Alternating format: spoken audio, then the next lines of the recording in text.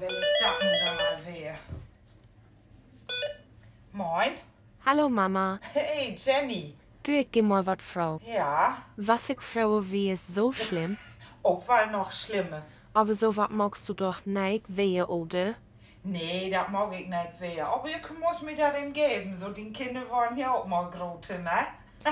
Na Gerd, okay. Nu hab ich mir de Karg und den Leuchtturm ankeken, ne? Gift doch noch irgendwas. Ja, da habe ich tatsächlich noch eine Idee für die. Okay. Der Lädenbrüch in Amdörp, der ist etwa 2,50 Meter breit und hat eine Gesamtlänge von 50 Meter.